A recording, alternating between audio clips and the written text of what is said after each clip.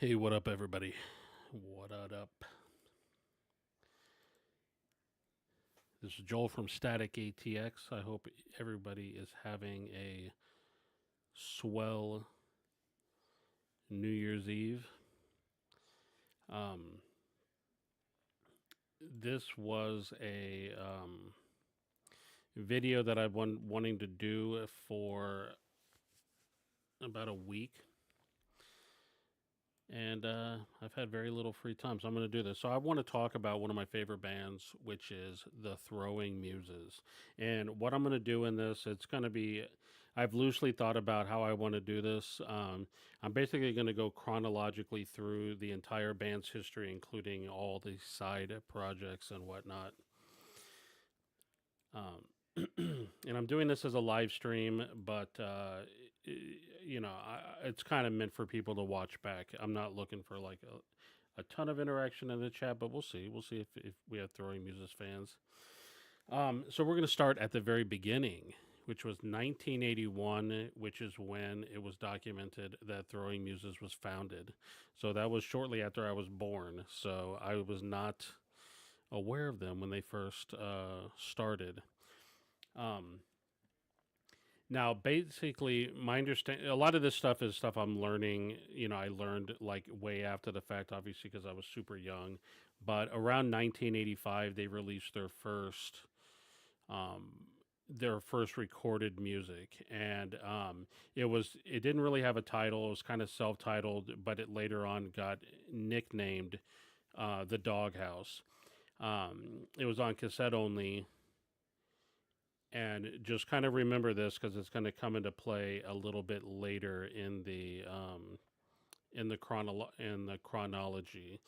But they're actually first recorded music, or not their first recorded music, but the first thing they released was this album right here. And I put a few little notes on this stuff. I just got to toss the notes. This album right here. How am I going to do this with this? I did not give this much thought here. I should probably turn the camera a little bit. Right? Yeah. So this is the self-titled Throwing Muses album.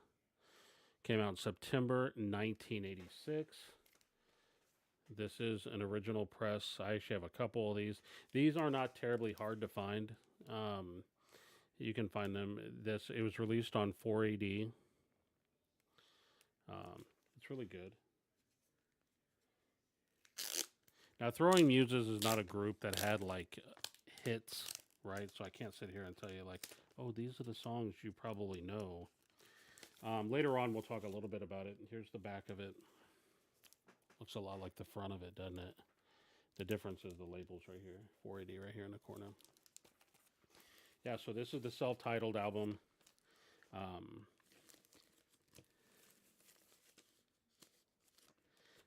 Later on, this didn't come out until many years later, but this is a compilation right here that it was on Ryko Disc. Yeah, Ryko Disc. It's called In the Doghouse. It's a 2-disc compilation. Disc 1 has the self-titled album on it. Then it has the Chains Changed EP, and then it has that aforementioned Dog in the Doghouse uh, recording, and then some extra tracks that were unreleased. So this is how you would have gotten this if you were, you're not one of the couple people that have the cassette, and it came in one of these double disc slim cases by Ryko Disc. The second album, and it's actually technically a mini album. It was called The Fat Skier. I have 2 copies. They're identical. Or no, they're not identical. Actually, one's the UK. I didn't put the notes on these. One's the UK 4AD press with the purple label, and one's the Sire US press with the typical yellow Sire label. But this is the Fat Skier. Now this because this was a mini album, this kind of kind of hold that in your brain a little bit because I'm going to show you something here in a minute. But that also the Fat Skier came out in July 1987. So about 6 months after the first album came out, or not 6 months, maybe 8 months. Also in 1987, September 1987, the Pixies released their debut album called "Come On Pilgrim," and I have an original press. I just couldn't find it. Um, but the Pixies were also released on 4AD, and there's a relationship between the Pixies and Throwing Muses musically that we'll get into here in just a minute. But I'm going to go ahead and mention that the debut album from the Pixies came out September 1987. It's a great album. If you haven't heard it, I know everyone pays attention to Doolittle and Surfer Rosa and whatnot, but Come On Pilgrim's a great album. Now, in March 1988, the Throwing Muses come out with their second album. It's called House Tornado. This is what the UK pressing looks like. This is the cover. The US pressing had a slightly different cover. I don't have a copy of the US pressing on either CD or vinyl. The US pressing said House Tornado on the cover, and it had like a black cover with like I think it had a picture of a house on it. I have two copies of the UK press. These are truly identical.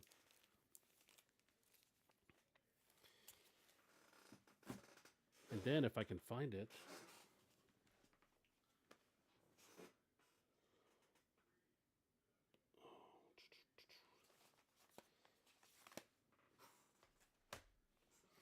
I forget the year because I didn't write it down, but they released this CD, and it's a double CD. It has the UK cover on it, but it also has the Fat Skier on it.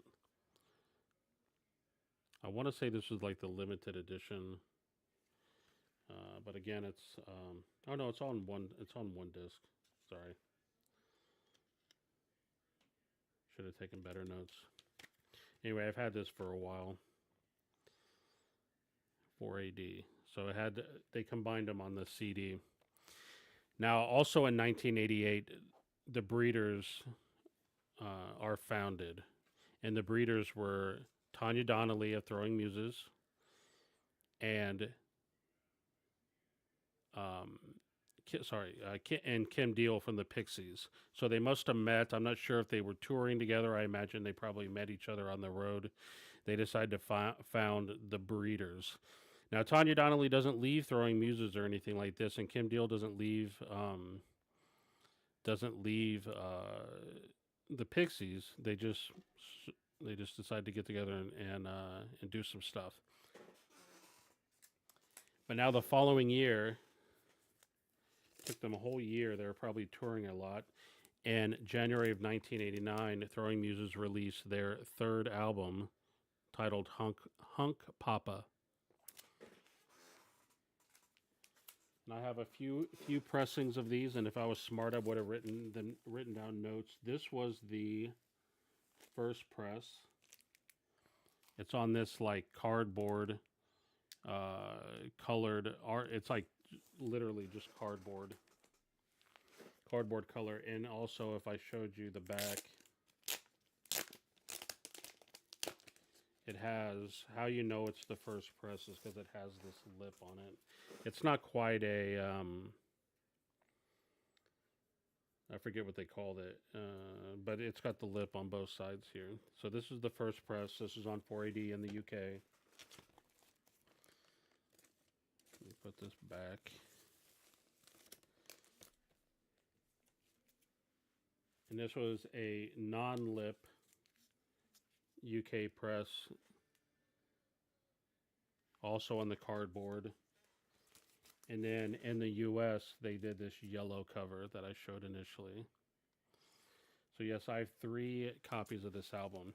Now, this is when I think I think House Tornado and Hunk Papa are both great albums. This is when they're really starting to come into their own. Let me pull this out a little bit. Talk about some of these songs here. This is when the band, I think, is really starting to come into their own. This album had the singles Dizzy. What were the other singles? think, say goodbye. But yeah, so this is when the band is starting to come into their own. And then the aforementioned. Oh, I actually didn't put this in my notes. But in April of 1989, right after Papa gets released, Pixies release Doolittle. And then in May 1990, the following year, the Breeders released their initial album. Hello, everybody in chat. What I'm doing here for those that came late is I'm going through a little history of Throwing Muses and their side projects. You'll see why. I mean, they're one of my favorite bands. There's a reason why I'm doing this, besides just wanting to talk about them. But yeah, so this is the debut album from the Breeders titled Pod. This was Kim Deal from the Pixies and Tanya Donnelly of Throwing Muses. It's a fantastic album. This is the reissue. I do not have an original press of this. This is the 4AD reissue that came out in 2018. The Breeders Pod. It's a fantastic album. Now, this is the main reason I created this video, but I'm going to keep going and go through the rest of their history. But the number one album on my want list, as some of you know, because I've talked about it numerous times, was a copy of The Real Ramona by Throwing Muses. This is my personal favorite Throwing Muses album. It's also when I think they were at their peak. This is when they were on, firing on all cylinders. But I've never had an original copy on vinyl until the other day. I'm helping. I did acquire the Grail. So Jason Rojas was holding out on me. He had a copy of this album. And the other day, I'm helping him move, and he decides to gift it to me. Now, this is not the original This is not the original UK press on 4AD. This is the US press on Sire. Here's the label. But this is an original copy of the Real Ramona has never been repressed. The majority of the Throwing Muses catalog has not ever been reissued. They've reissued the Breeders. They've reissued the Pixies, but Throwing Muses has always been left on the back burner. So I did officially get an original copy of the Real Ramona. And this, like I said, this is when they're at their peak. The singles are counting backwards. What were the other singles off this album? Well, Counting Backwards is my favorite song. I think Counting Backwards is technically when they came to my attention. I saw the video on MTV. It was this was either when I first discovered them or when I first fell in love with them. Here's the back cover. It's got a picture of the band. I'll show this.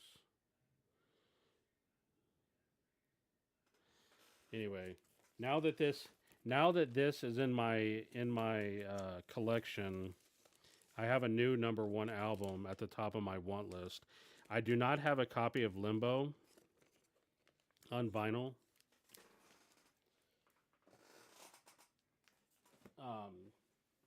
But that is not number one on my list right now. That's number 2 or number 3. Now number 1 on my want list is an original copy of Last Rites by Skinny Puppy.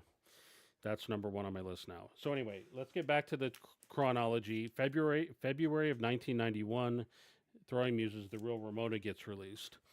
Also in 1991, Belly is founded by Tanya Donnelly and Fred Abong of Throwing Muses, and also two brothers named Chris and Tom Gorman.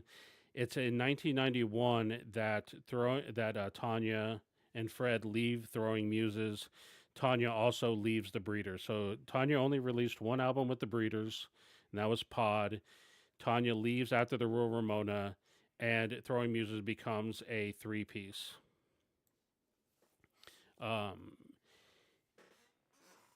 And in 1992, April 1992, the Breeders released the Safari EP.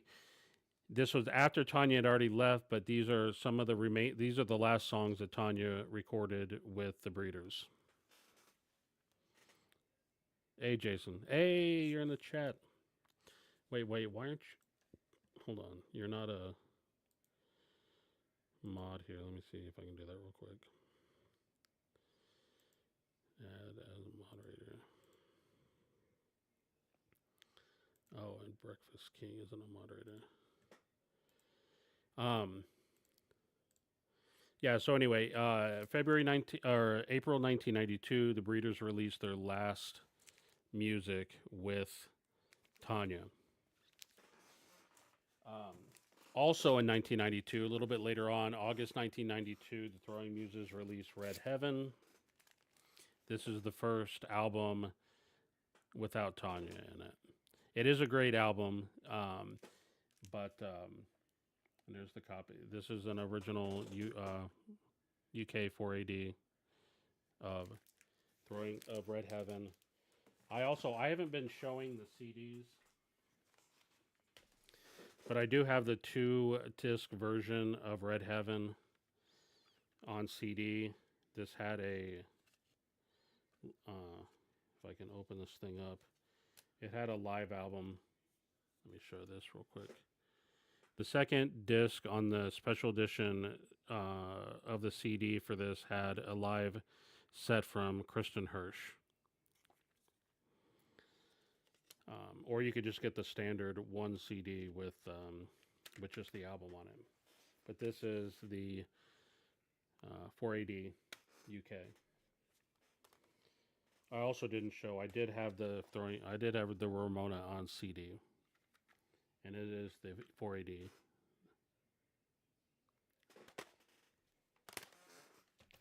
I have a bunch of stuff like scattered here. I got like all the albums scattered here. Have I read Tanya's memoir? I have not actually. So here's the thing. I know all of their music, but I don't know enough about. Oh yeah. Sorry. You know what? I don't have to show. I have all of Kristen's books. She's written several books. I have them all. Some of them I have sitting in the store.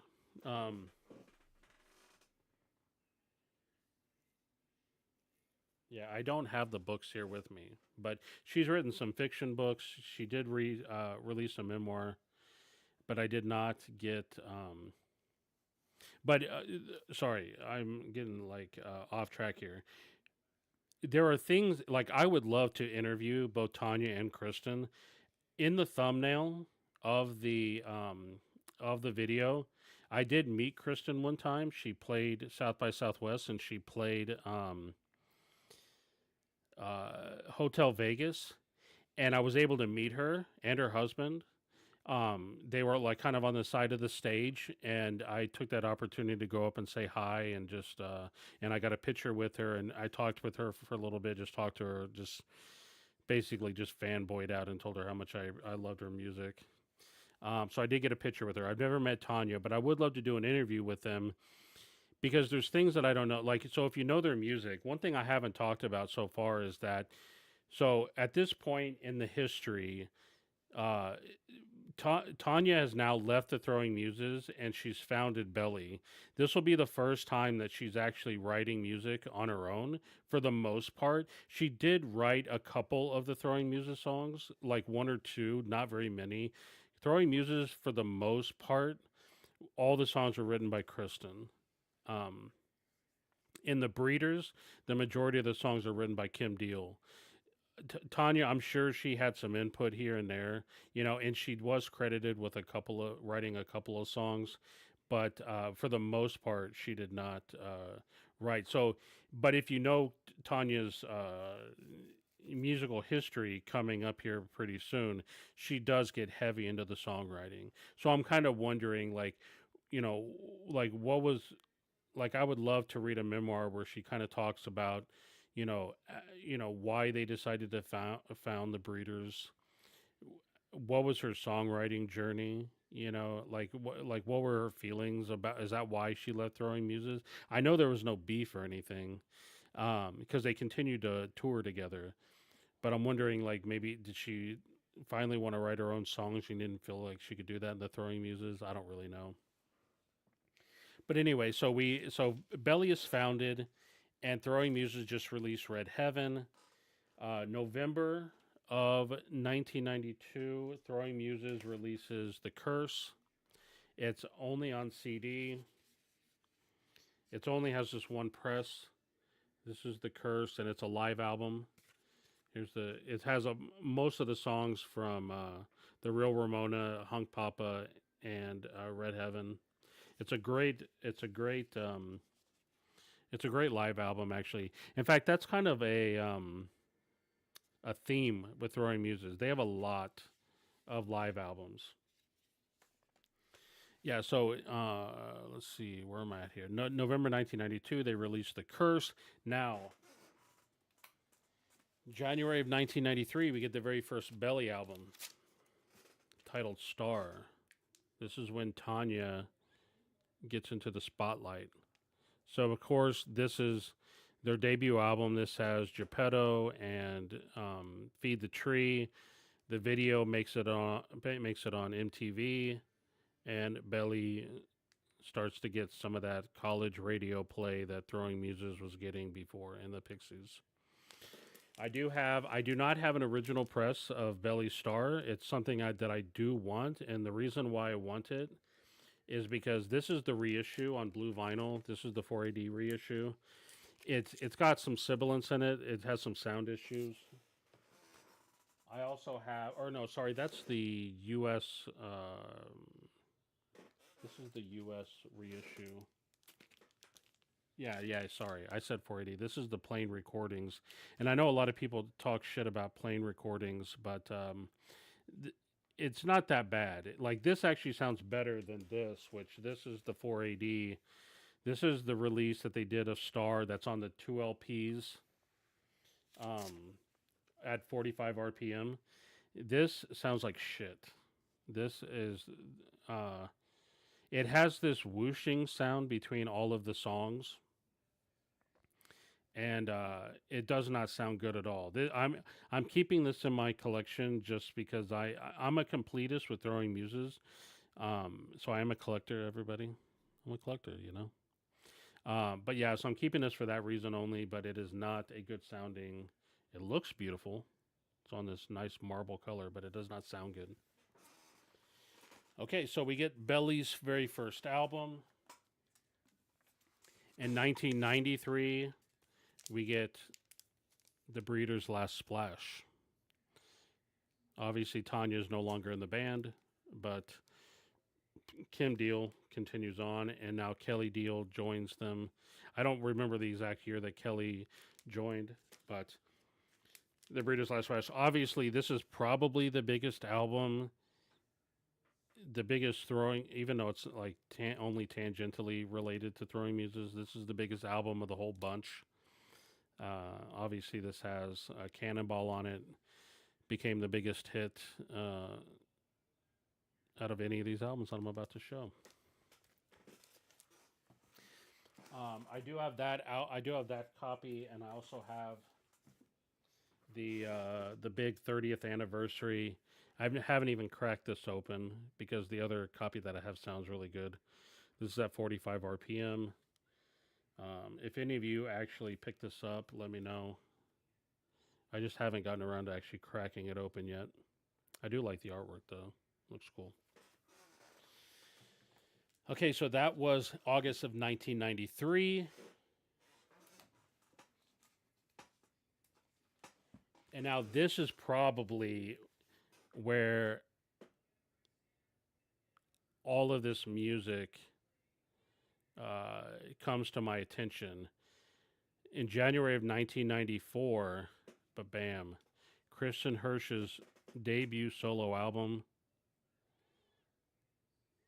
And this is the original 4AD press. This is well. This hasn't been pressed a lot. This has the original 480 press, and then they reissued it across 2 LPs for Record Store Day a couple years ago. Sorry, my nose is itching. So this is an original 480 press. This is Hips and Makers, her debut solo album. This has the hit songs "Your Ghost," which she did with Michael Stipe. Um, it has my favorite song, Me and My Charms."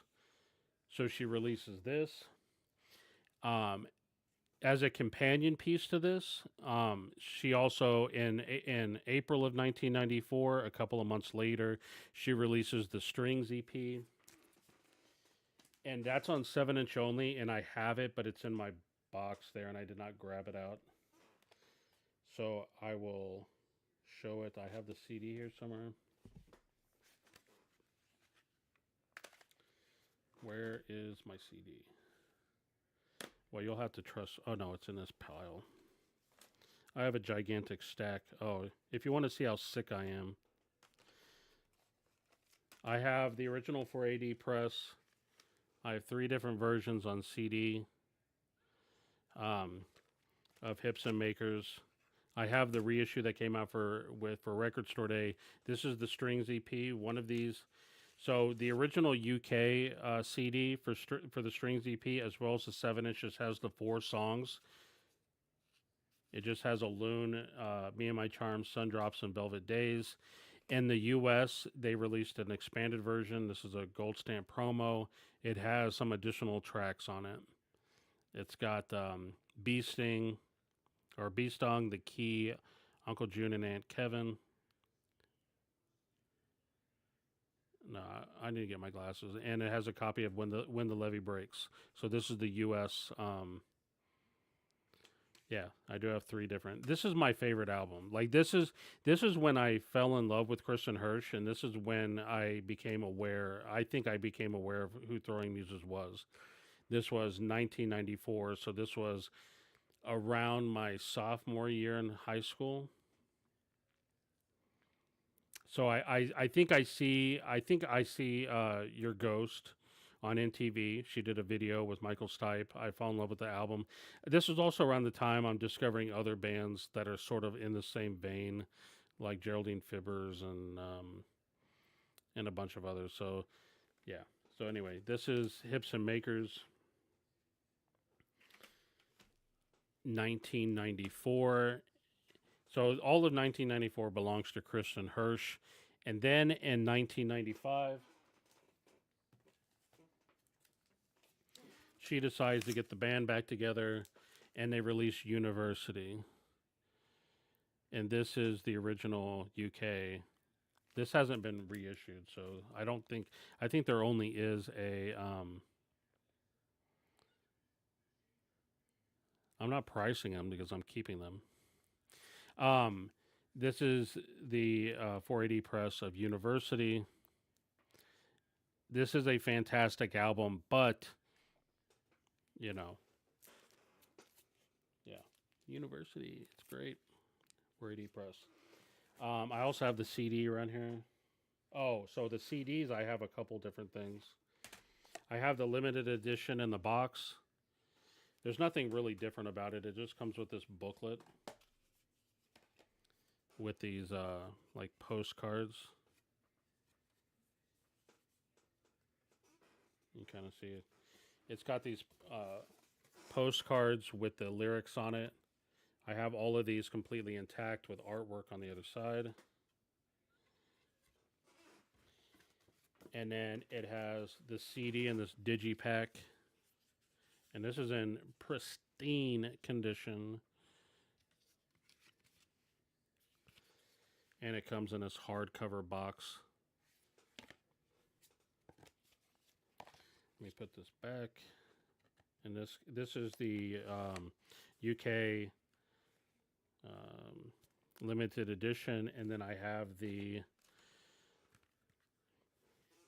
US gold stamp promo with the hype sticker CD, and also in pristine condition.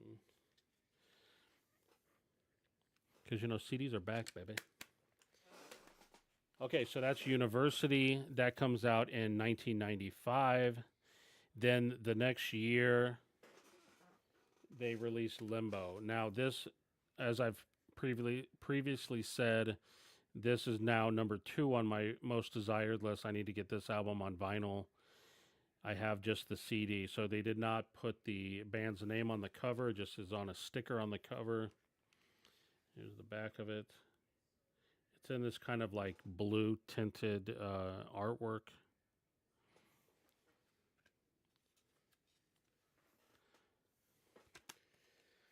The only Throwing Muses album I do not have on vinyl, ladies and gentlemen. So this is on my want list now. Okay, now in 1997, the following year, Throwing Muses officially disbands, and really all that really means is like Kristen Hirsch kind of just put it to rest. She kind of figured that was going to be the end of it, and she kind of wants to focus on her solo albums at this point. So in 1997.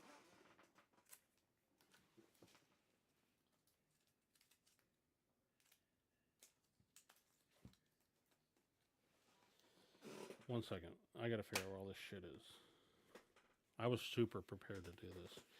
I have the vinyl, or no, I don't. I don't even know if this was on vinyl. So in 1997, Tanya Donnelly releases her first solo album. This is another gold stamp promo with the hype sticker called Love Songs for Underdogs. Here's the back of it.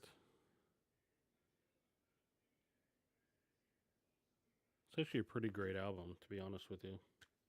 I love Tanya. So initially, I was like a total Kristen Hirsch fanboy, but I've grown into being a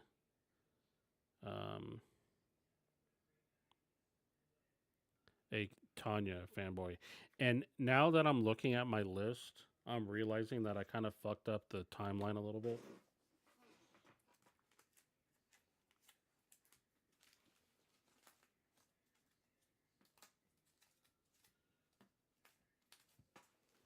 Shit. Because I forgot to put the other Belly albums in there. Let me double check real quick. Did I put the other Belly albums? Shit. Hey guys, I'm going to have to redo this whole video because I messed this up. Anyway, we'll keep going. I'll fill some stuff in. So we're in 1998 now. At this point, I'm out of high school, and Kristen Hirsch releases Strange Angels. This begins her era of no more vinyl. I got the 2 different versions on CD here. One of them is Ryko disc, and the other is 4AD. So this is the UK on 4AD. They look identical except for the label. And this is the US on Ryko disc. Strange Angels is her, I don't know, 3rd or 4th solo album. And then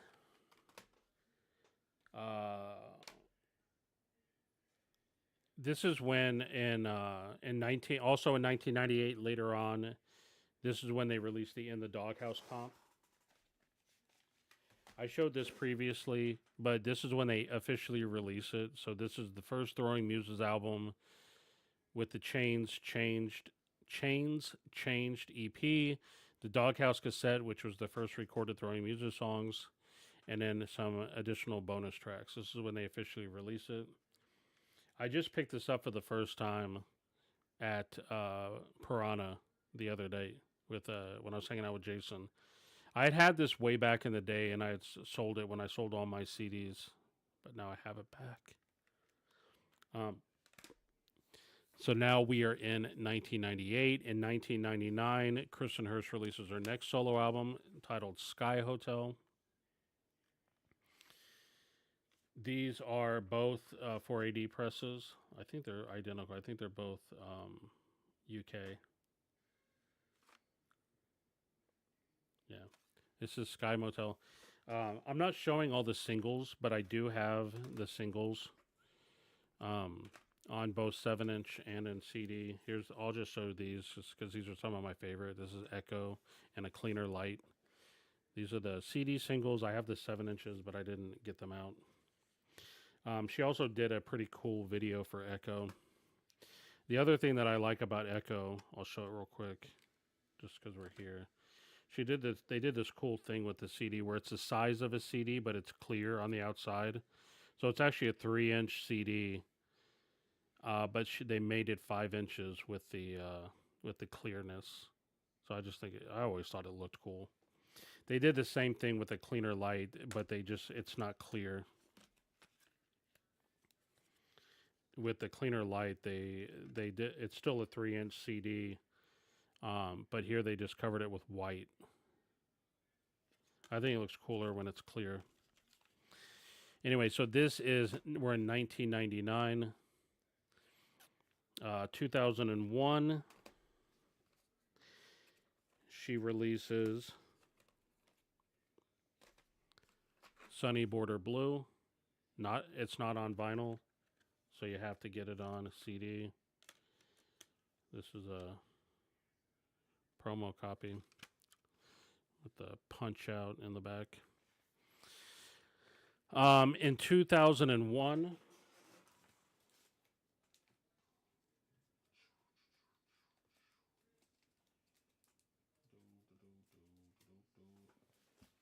the Throwing Muses releases an album called Live in Providence. It was CD only initially, and I never had the CD just because I didn't feel it was necessary to get it.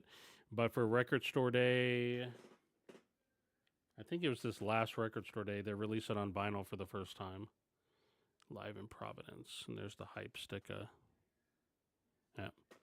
So this was originally released in 2001, and then reissued for the first time in 2025 on vinyl.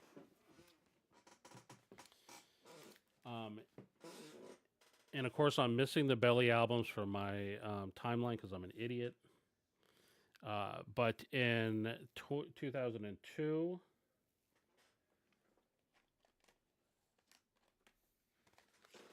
we get the next Breeders album, title TK. I don't actually have it on vinyl. I have it in the store. I could have it on vinyl, but I just have it on CD, and I'm okay with just having it on CD. In March 2003, the next year, we get The Grotto by Kristen Hurst, her next solo album, and I have an absurd number of copies of this album for some reason. I have these two. These are both UK 480s. I have this promo, and I have another copy of it around here somewhere. I don't know why. A lot of times it's just because I buy it every time I see it. Now this album I do not have. I don't have it on CD, nor do I have the vinyl. That's also on my want list. In March 2003, Throwing Muses releases another self-titled album, and this is a kind of a comeback album. Tanya appears on a couple of the songs, but I do not have it, so I cannot show it. Now, also in 2003, Kristen Hurst was a busy woman. She decides to found her next band, which is called 50-Foot Wave. It's basically like a noise band.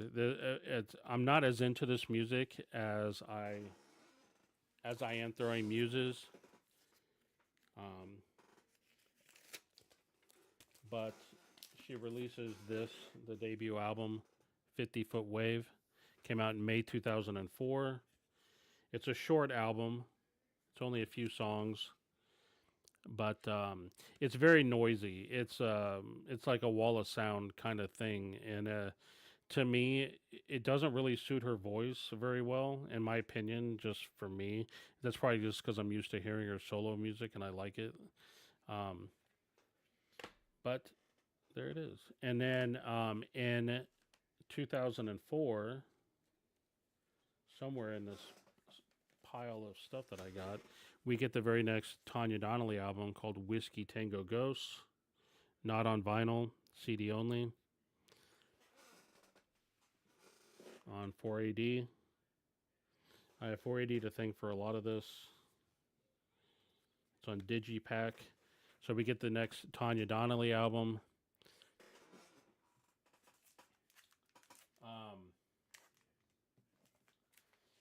In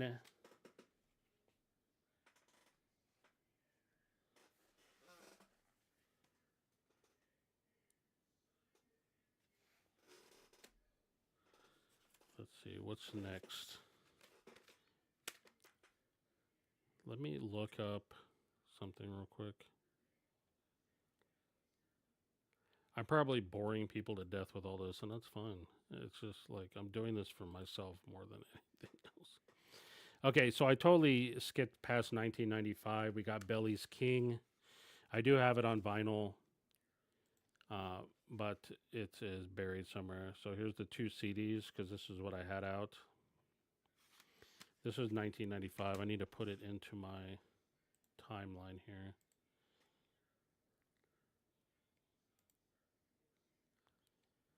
Let's see, February 1995.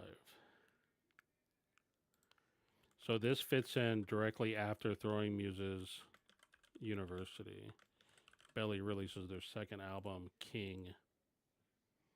I have their follow-up.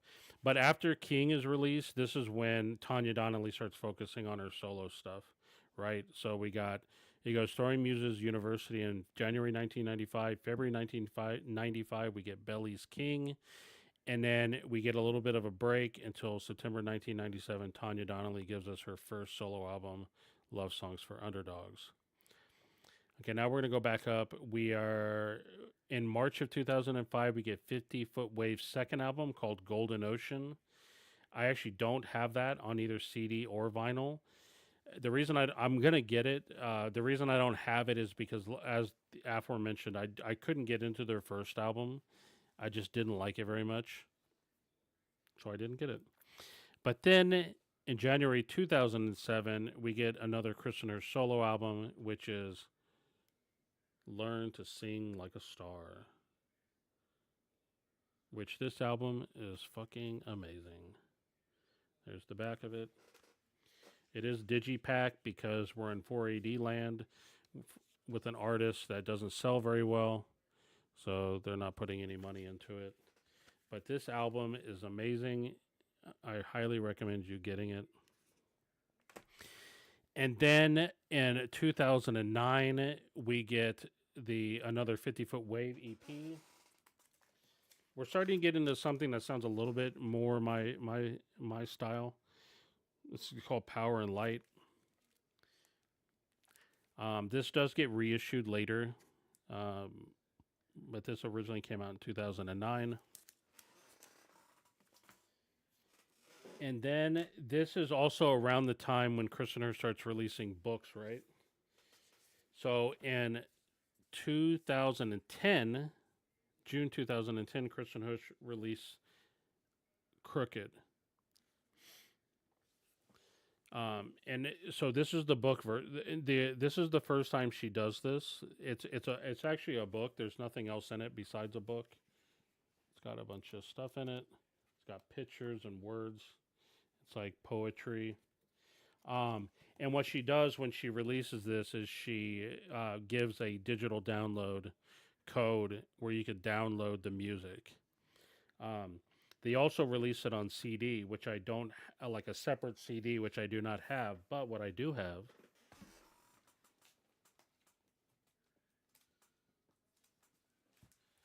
is the album on vinyl. So this is the Crooked album. They released it standard on black vinyl, and then for Record Store Day, whatever year it was, I forget what year it was, but they released it on orange vinyl. And this album is also brilliant. If there's one thing I want you to take away from this video, if there's even anyone still watching this, is to get every single one of Kristen Hirsch's solo albums because they're all fucking amazing. Okay, so we got, where are we at here? We're at June 2010. We got Crooked.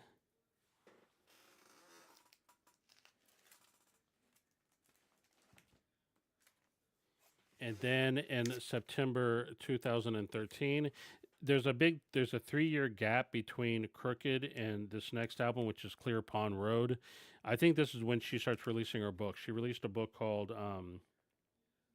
shit, what's it called? It's called something like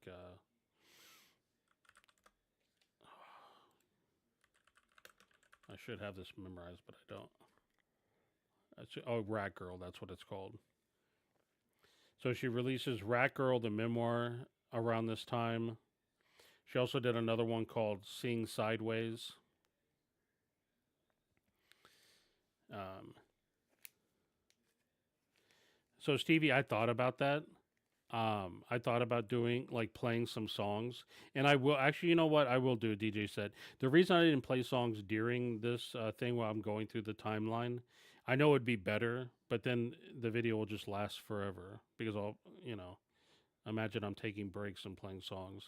It'd be probably a more quality video to see, but anyway, this is Clear Pond Road, which is really great. Came out September 2013. Um, and then we get the return once again of Throwing Muses, this time with new members. And she releases Purgatory Paradise, and she brings back the book format. This time she puts the CD in the inside cover. Once again, lots of artwork. And so she does the whole book thing, which I really like.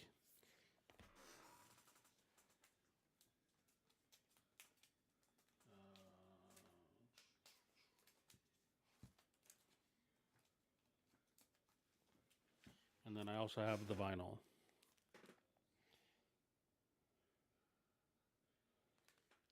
This is the record on two discs. Okay, so we got Purgatory Paradise that comes out in October 2013. In May 2016, we get the next 50 Foot Wave album. Technically an EP called the Bath White EP. It's this right here. This beautiful hunk of plastic right here. And then on March 2018, somewhere in this pile here, which I'm not going to be able to find now because I've completely screwed up my piles, we get the next Breeders album called All Nerve. That Breeders album is underrated. I highly recommend checking it out. Let's see if I can find it. Yeah, so we get the next Breeders album. And then also in 2018... Oh, sorry, this isn't in my timeline, but this had happened. Kristen Hirsch releases Wyatt at the Coyote Palace. This came out in October 2016. I need to fix my timeline. Dude, I thought I was all prepared for this video. And then I realized I'm missing things. I should have double-checked my timeline. This is Kristen Hirsch's Wyote at the Coyote Palace. It's a really good album. Oh, and here is my copy of All Nerve. The Breeders, All Nerve. So this came out in March 2018. This is an underrated album. I actually really like this album. And you'll notice I kind of dropped off mentioning the Pixies.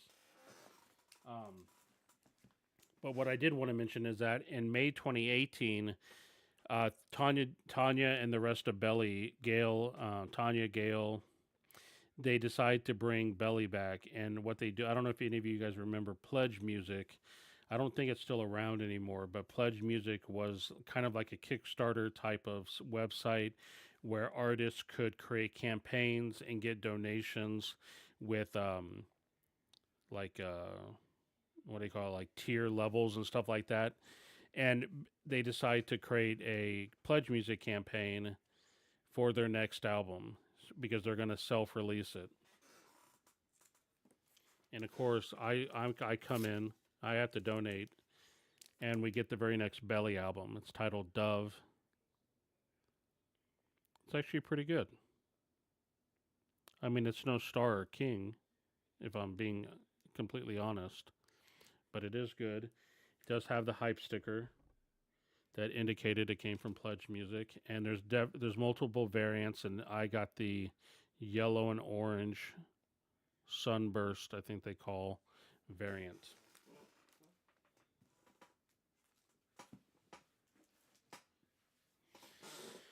Okay, and then at this point, there's an important album that I want to show you. Just give me a second to find it.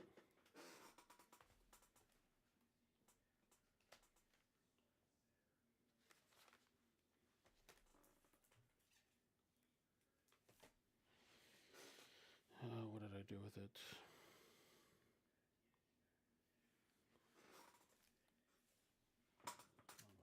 Oh yeah. Sorry, actually, I messed up my my list again. Anyway, we'll go into this real quick. So in October 2018, we get Kristen Hirsch's next solo album called Possible Dust Clouds. This one isn't as good, and I don't want to say anything disparaging about Kristen Hirsch. I had a hard time getting into this particular album. But you know what? I should give it another shot because it's been a minute since I've listened to it. But when it first came out, I struggled a little bit. I must say. Um, okay, but this I did want to say. So I don't have this in my timeline. Let me look it up real quick because I do want to mention it real quick. Give me 1 second. When did she do this?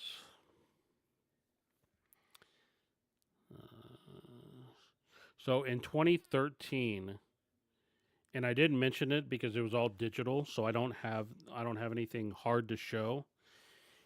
Tanya released a series of digital only albums slash EPs called Swan Song Series. They were really excellent. Okay. Later on, she would press it on vinyl, and I do have it back here, but I didn't pull it out, so I apologize. It's a really heavy vinyl because it's like 4 discs or something like that. But what she did do in 20 um, in 2020 is she formed this group called the Loyal Seas. And I'm mentioning this, so this was Tanya Donnelly and Brian Sullivan. This was a one-off album, but she recorded some of her solo albums. So I don't know if you guys remember on the stream a while back, I played this Juliana Hatfield album with what's his face from Not a Surf called Minor Alps. This kind of reminded me of that, like where Tanya's teaming up with Brian. They're kind of singing each other's songs, and she does on this album. She does Mary Magdalene in the bright and what's it called? Mary Magdalene in the Sky. Hold on, yeah, Mary Magdalene in the Great Sky. That was one of her solo albums, solo songs from the Swan Song series. Anyway, she does it with Brian, and it's so beautiful. If you can find this, I highly recommend getting this album. The album's called Strange Mornings in the Garden. Anyway, this was 2020.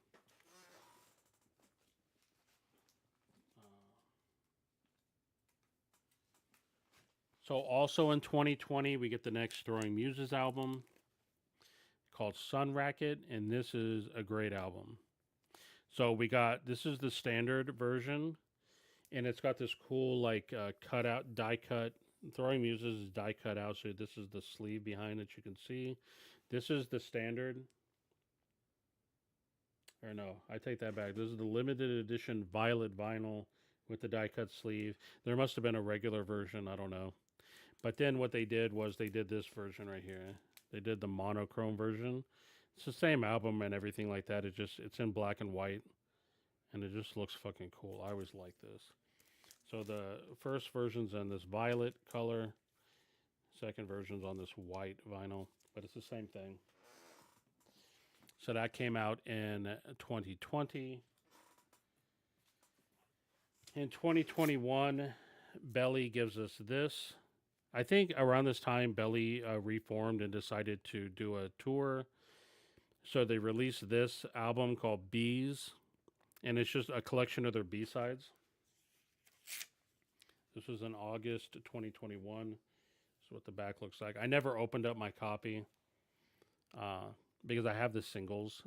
I don't really think there was anything in here on here that was like exclusive. It was just all of their B-sides. Plus, the pressing probably sounds like shit, like all the other Belly albums, because they didn't put enough care into them. But this came out in 2021.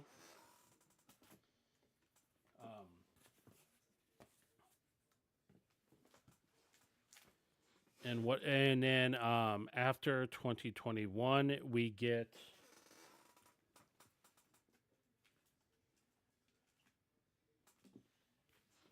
Black Pearl, which is 50 Foot Waves' third album. Those came out in April 2022. Black Pearl. I leave the Shrink on, but I do have this album. I also have it on CD somewhere. And then in March of 2025, we get Moonlight Concessions, which is the latest Throwing Muses album. Now, and this is actually a really good album. I highly recommend it.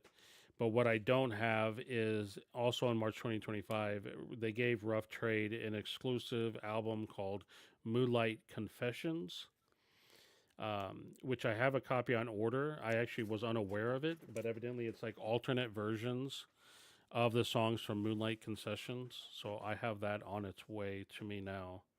And I think it's on a different color. We only have 8 people in chat. I think I got everyone else tuned out. Everyone was completely lost it. So let's see. What didn't I show? I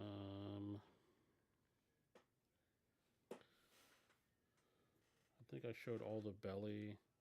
Got all the breeders. Oh, I didn't show this. This is Tanya Donnelly's This Hungry Life. This came out at a time when I don't have it in my my timeline. Well, I could look it up because if only I had the internet right in front of my face. Yeah, this is her 4th album called This Hungry Life. Came out in 2006. I have this. Her 2nd album I actually don't have anymore. It was called Beauty Sleep.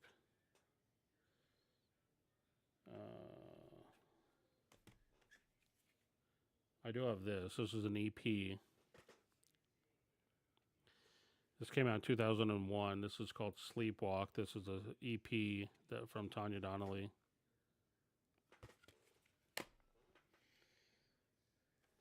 What else am I missing? So Throwing Muses. I showed Limbo. University.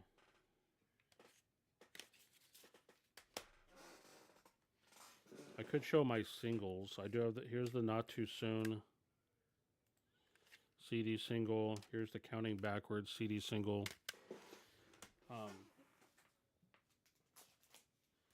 Here's the Counting Backwards 12-inch.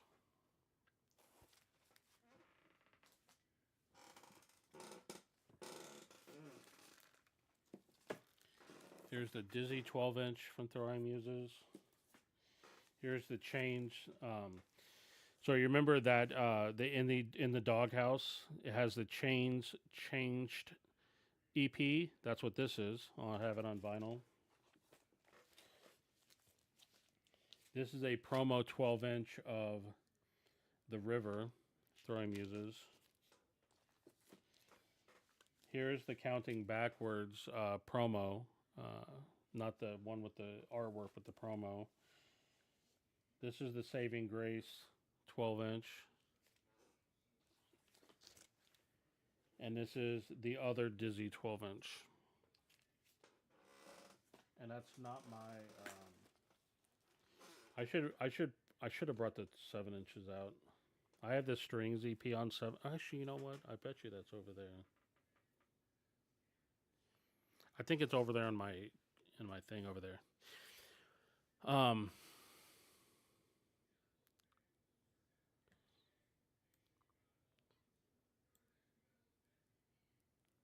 Indie exclusive Barbie soundtrack.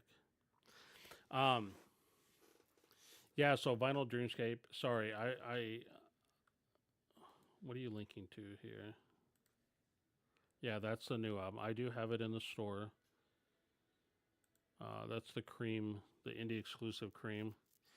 I will quickly say, so there's been some changes with the store. Um, look at all these post-it notes. This is from all my notes. I'm going through some changes in the at the Static ATX store. I have found a I have everything on the store on the website, or I have most things on the store on the website, and then I have some things over on Discogs that I sell. But you'll notice that I've never had any used of my used records on either one. I don't have them on Static ATX or on Discogs. I only have them in the store. But I started using a tool that can sync your inventory between my website and Discogs, and I've been testing it out, and it works. Um, so it can do a two-way sync between my Static ATX inventory and Discogs, and vice versa. I can sync them back and forth. So I'm going to put my used inventory on Discogs and sync it to my website, and I'm going to have everything new on the website synced to Discogs. And this will solve two problems. It'll allow me to put all of my inventory online. And it'll also allow me to keep it in sync. So, like if I sell something in the store, it'll take it off Discogs, and vice versa. If I sell something on Discogs, it'll take it out of the store. Because right now I've been misrepresenting my inventory, like underrepresenting what I have online, because I'm too nervous. I don't want to sell something that I don't have. So I purposely underrepresent online because I'm too paranoid that I'll sell something in the store and then forget to take it off online and then sell it and not have it. So now that I have this worked out and I'm putting all my inventory back in, I'll be able to put everything online because I'll be less paranoid about having my inventory thrown off. So it's going to take me a long time to get all of this done because I have to add everything online. But I have like 2,000 new albums or like 2,200 new albums. And I have, I don't know how many, but I have a bunch of used stuff. And I probably won't put everything used on the website. I'll probably stick with like the more desirable stuff, you know. However, I decided to define that. Um, Here's another Belly single I have on CD. This is Now They'll Sleep. Remember these when they came out with these cases that like did this? I also have these. I have the Cannonball CD single, and the Divine Hammer CD single from Breeders. These are both on 480.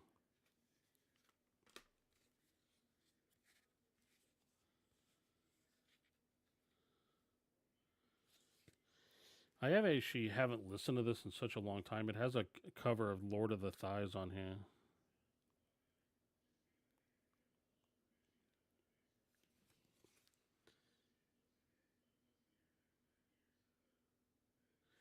Anyway.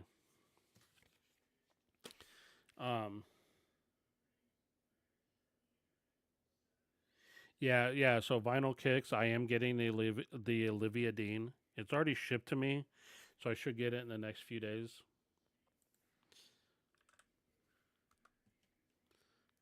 That did finally get back in stock.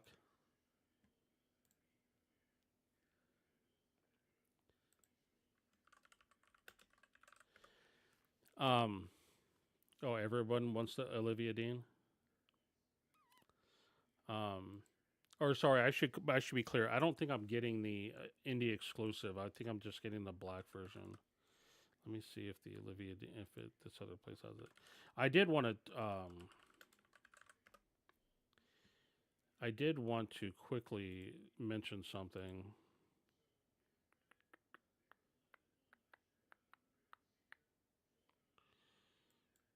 Um,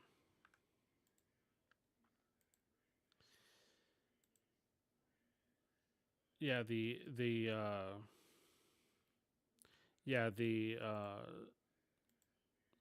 I can look around, but I think the indie exclusive, my main distributors don't have it. But I have the black vinyl version of The Art of Loving coming in.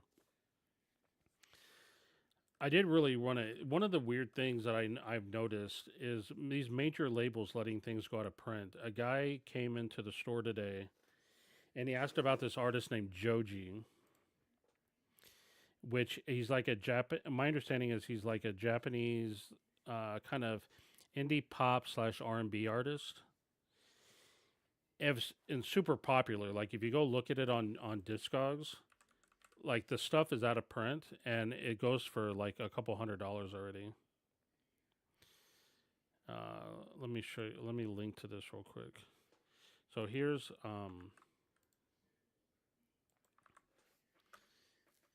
a link to Joji. So when you look on Discogs, if you look at all these vinyl pressings that they have, none of them are going for cheap, right? Like the limited edition white is going.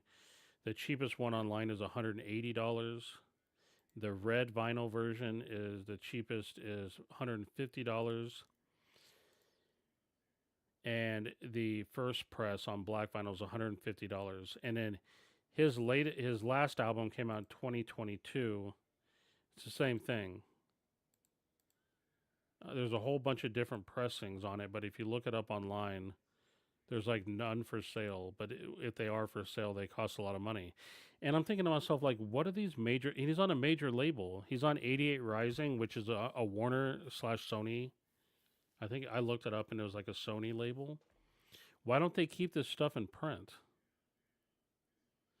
Yeah, see, I didn't know Joji. Like, I guess he was in one of my blind spots. But I looked it up online, and you can't get any of his albums. But he has a new album coming out, called "Piss in the Wind," and I put it up on for a pre-order because I'm going to be getting the indie exclusive of that. That comes out in February. But all of his other albums are out of print, and I don't know why.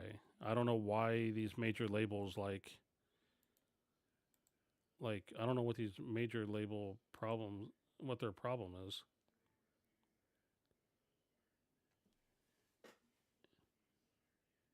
Jade, that showbiz baby. Let me look it up.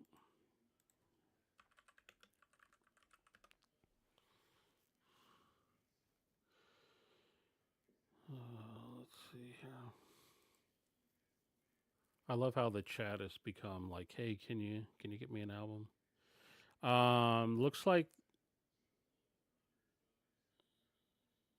well, there's an import that's $60 for some reason. There's something called Showbiz Baby the Encore. It's $50. Why is it $50? Uh, Deluxe album features eight. This is what I'm talking about, guys. This is my biggest gripe right now. They doing the same thing with Tate McRae. They let they that Showbiz Baby is on back order, right? Meaning it's out of print. But yet they're going to repress it in March with 8 new songs and jack the price up.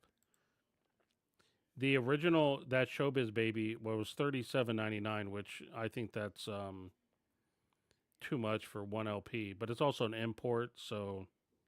But the Encore one is going to be $47.99, so they jacked it up $10 more, and it has 8 more songs. I'll order that for you if you want it. Let me see if I can find it cheaper though. Jade Showbiz. I can get the CD, but yeah, the vinyl appears to be out of print everywhere. Dude, that cover almost looks like a CNC Music Factory. Doesn't that cover look like CNC Music Factory? Let me see if I can.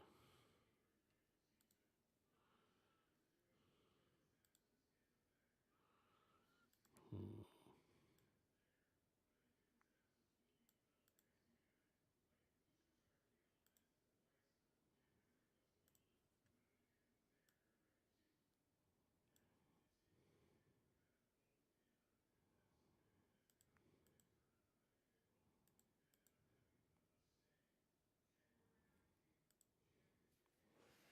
I don't know why it won't show. Yeah, it looks like the cover looks like CNC Music Factory. Yeah, we can talk. We can talk, Stevie. Just let me know if you want me to order. I can order the Encore one, but it's saying it's $47.99 because, and they all say import next to them, so it means it's not a U.S. release. It says it's coming out on RCA in Europe.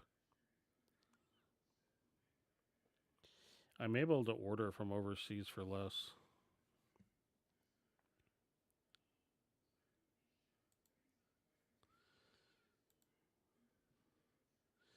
Bow Wow Wow, the your box set pet, the complete recordings of Bow Wow Wow.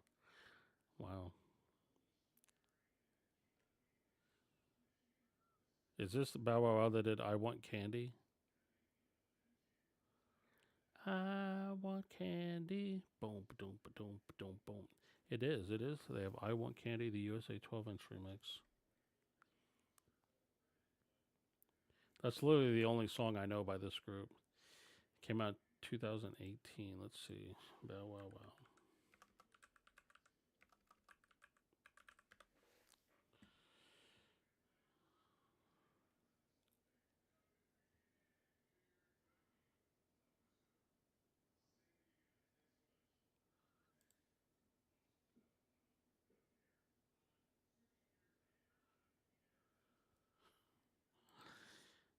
It does not look like it's in print anymore. There is some Bow Wow Wow in print.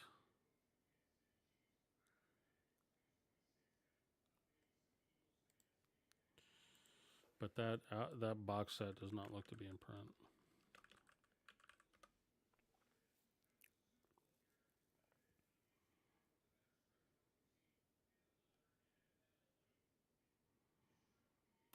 Oh wait, hold on. It looks like it's on CD, not on vinyl. Yeah, it's a CD. Okay, it's out of stock on. It's a cherry red CD. Let me check if it's over here.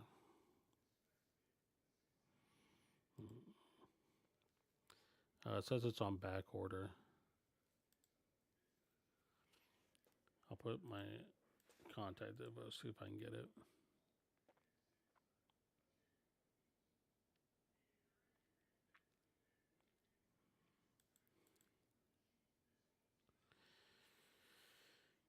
You guys are crazy.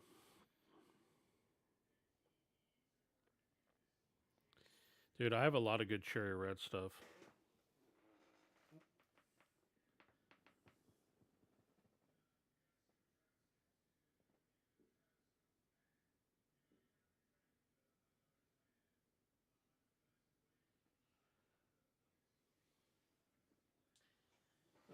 I'd have to go pull them off the wall, but over here, I think they did the Damned, the anthology. They did the. Oh, they did this. Hold on. Give me 1 second, guys. Give me 1 sec.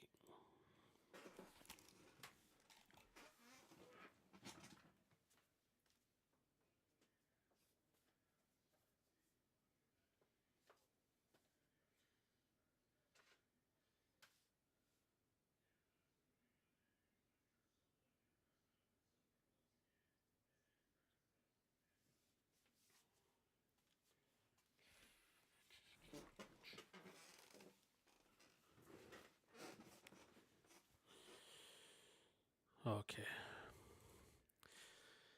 So Cherry Red did this.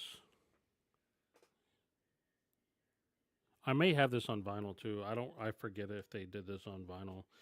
But this is album's called Stop the World by Ghost Dance. It's a really good album. And here they did the album and then a second CD of bonus tracks. Had a bunch of some live stuff and some of the remixes and stuff and B-sides. But Cherry Red did this. It's really good. Oh, this was not Cherry Red. Well, The Damned did this anthology. Thought it was Cherry Red, but it's not. I do think this is Cherry Red, though. Yeah, hell yeah, dude. Cherry Red did this. To me, this is if you only have one thing from Pop Elite itself, this is what you need to get. They did this box set of. Hold on, let's see if I can open it up.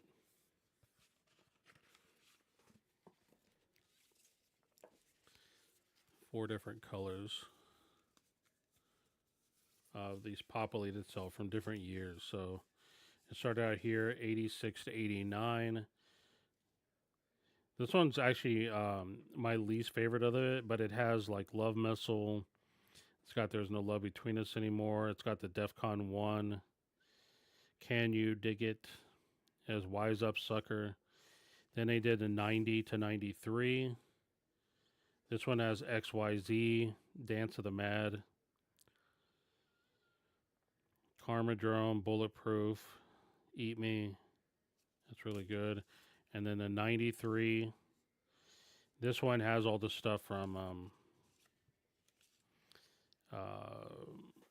Dos Dedos. So it's got like Ik Ben Ein Oslanda, Cape Connection, Kick to Kill.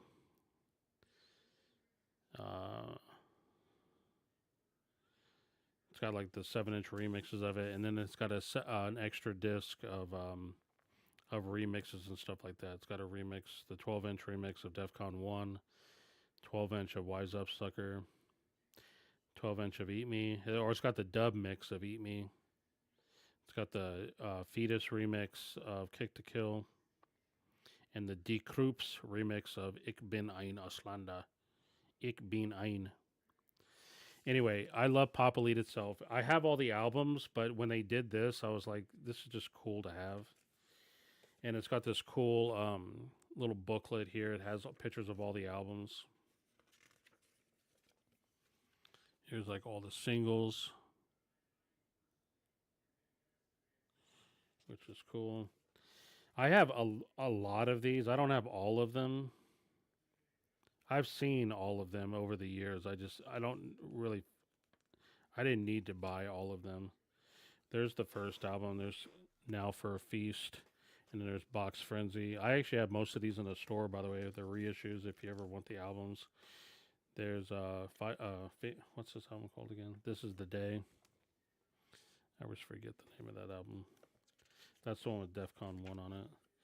And then you got the pop album, The Cure for Sanity, The Looks of the Lifestyle. And then you got Dos Dedos and Five Fingers, My Friends. And they have a brand new album that just came out called, I don't know, I think it's called like something like Don't Fuck With Me or something like that. What's it called? I forget what it's called. Don't Destroy Me or something. I forget. What is it called? It's called Delete Everything. And I have those.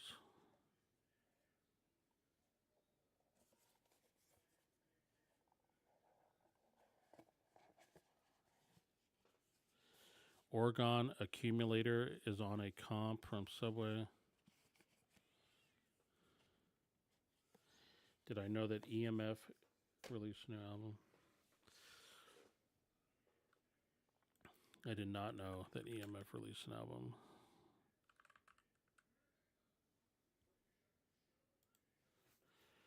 Hold on, I'm trying to go through these.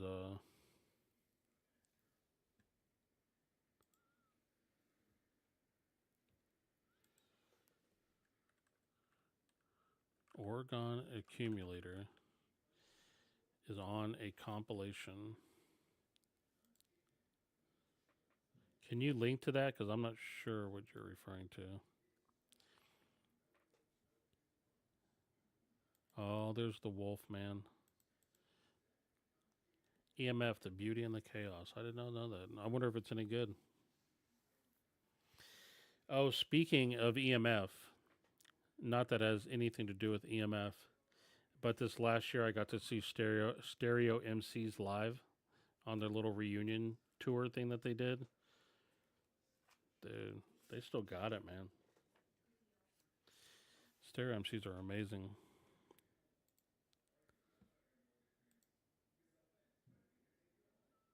It is a good album. Oh, you have it? Well, I'll have to check it out.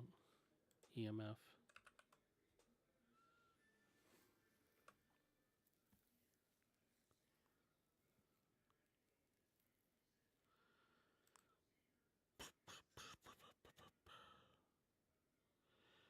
Look at that. It's already all on back order. You can't even order it. This is why, like, it's like, when people talk about it being like manufactured scarcity, that's 100% what it is. These fucking labels let their own shit go out of print. And then people go and, like, jack up the price on the secondhand market. It's like, why? Why do you do that? Just leave the stuff in print.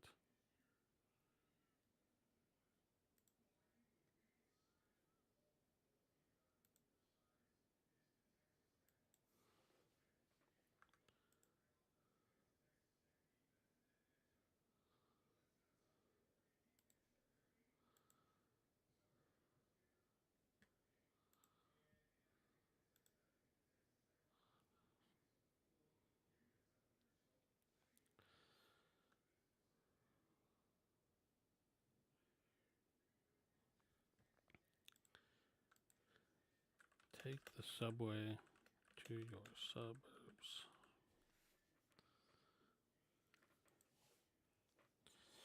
Okay. Oh, the song is called Oregon Accumulator. Okay. I don't know that song. Why don't I know that song? Oh, okay, it's on this comp too. Oh, that's off the first album, right? That's like early Papolita Self.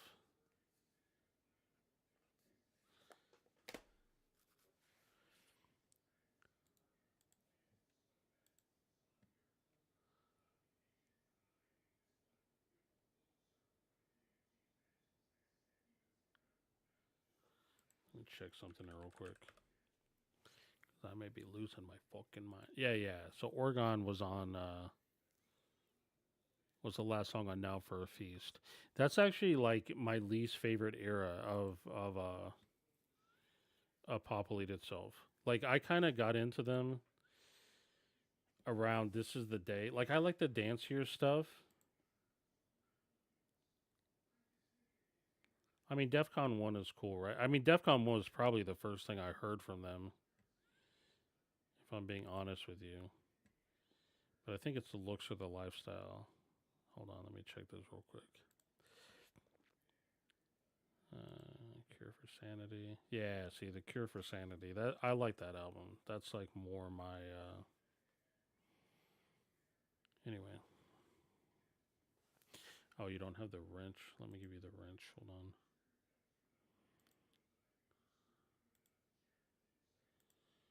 Everybody can have wrench here. I found the comp though.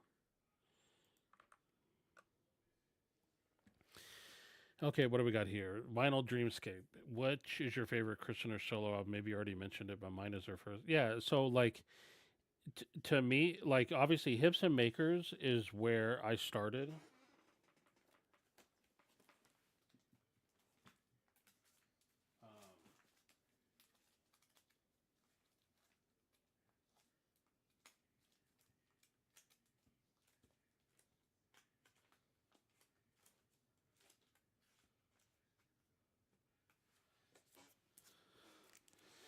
So Hips and Makers is where I started. So this has your Ghost. It has Me and My Charms. It's got a loon. I mean, this album to me, I mean, honestly, okay. Here's my opinion. Um, when I listen to this album, I obviously love this album. It is my favorite Kristen Hurst solo album, but it also sounds to me like she probably did not write this all in one. Like these are probably like an accumulation of songs that she had that she decided to release as a solo album, as opposed to it being like a cohesive thing. Like sometimes I like a cohesive body of work, like that's all in one thing. Whereas, and I don't get I never got the sense that that's what this was.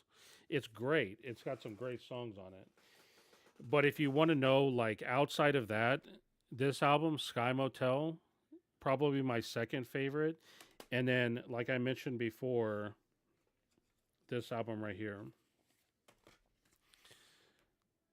Learn to Sing Like a Star. So, Hips and Makers is the album that I listen to the most because it's all the nostalgia. It's it reminds me of you know the time when I first discovered it.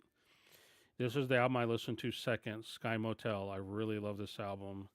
Next is Learn to Sing Like a Star. I also love The Grotto. Honestly, like aside from that one that I showed you, Possible Dust Stars, I just re-listened to Crooked earlier today. That's this album here. I re-listened to this and I hadn't listened to it since it came out. I re-listened to it today. I fucking loved it. I love this album, and that's why I need to re-listen to Possible Dust Stars because that's has always been my least favorite of her solo stuff. But I also haven't listened to it in a while, and I didn't really think about rating everything. You know what I should have done? I should have done that cheesy thing people do where they do the tier list, and I put it up over here, like my tier list of all these albums, and like rate them. That's what I should have done. Been like, yo, Hips and Makers, that's S tier. That's what I should have done. Strange Angels is decent. I'm not huge. I'm not like. It definitely has some good songs on it. Um, I do love the strings version of Me and My Charms. I love that song too. But obviously, Hips and Makers. I mean, you know, you're not gonna have 3 copies on CD and 2 copies on vinyl if it's not your favorite album. Oh, you know what I didn't even mention? Like down here at the very bottom of the stack.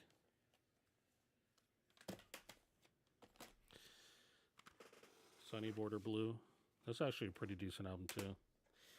I put this like this came out around the same time as Sky Motel did, if I remember it. I had the whole timeline earlier. I should. I'd have to get my glasses out because I can't read it. But I have 3 copies of the Grotto, so obviously I like the Grotto. I got 2 of the Digi packs, and then I had this promo.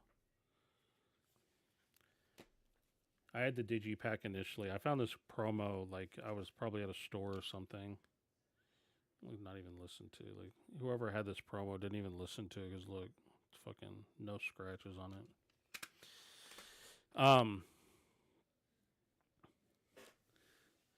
Just because it seems like we're all just chilling here. Oh no, we already lost 2 people. We only got 6 people left.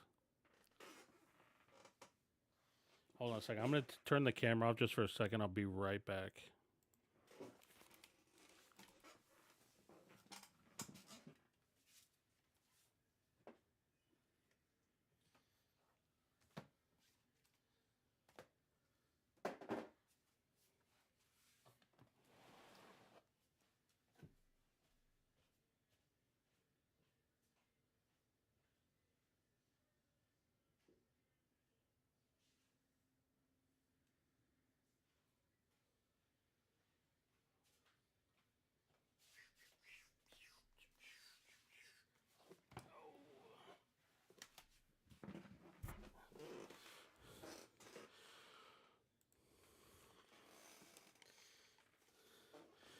Okay, I'm going to show some stuff here in a second. Vinyl Dreams Crusade, but with Hirsch's album, they would be hard to rate, maybe impossible. I find writing so complex and deep. Yeah, yeah, I could see that. And honestly, the same thing is same true with Tanya.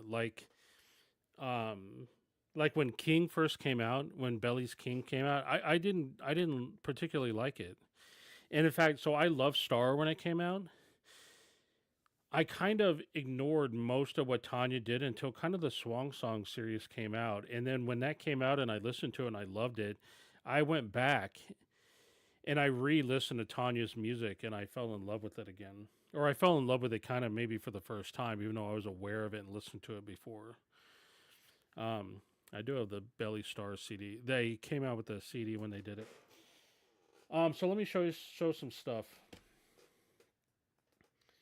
Um, First of all, so aside from sorry, I just let it out. Besides throwing muses, I also love Skinny Puppy. Right? There's like a theme to like my taste. When I talk about my favorite bands, I like bands that are like really unique. To me, Throwing Muses and Kristen Hirsch in particular is like one of the most unique artists that I've ever heard. Like there's nobody else that sounds like Kristen Hirsch. Like not her voice sounds unique, her songwriting is unique. Tanya's a little bit more traditional, but she's also very unique. Oh shit. Wolfman, seriously. So we talked, I don't know if you missed the earlier part. I was saying let me see if I can find it here. I'm buried in this pile somewhere. Yeah, so here's the very first 50-foot wave. I want to show some other stuff. When this album came out, this is the very first 50-foot wave album. I could not get into this. And it's probably, and I probably need to re-listen to it, but I could not get into this. It was like a wall of like a wall of sound, and it just didn't fit with her voice, in my opinion. Um, I have all of the. Let me look it up real quick because there's a couple 50-foot wave things I'm missing. I don't have Golden Ocean.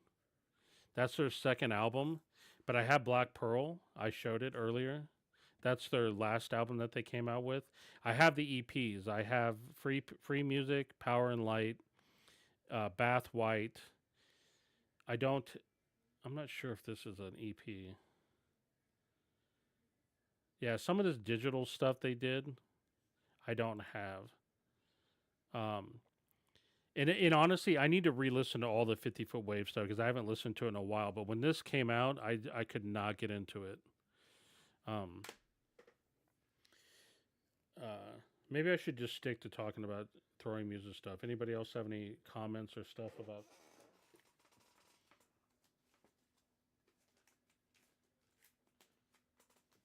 Here's their last album here called Black Pearl. It's been a while since I've listened to to 50-foot wave. I do love Cranes. Actually, not only do I love Cranes, but I actually got to see them live. Um, I do love Cranes. Forever is probably my favorite album from Cranes.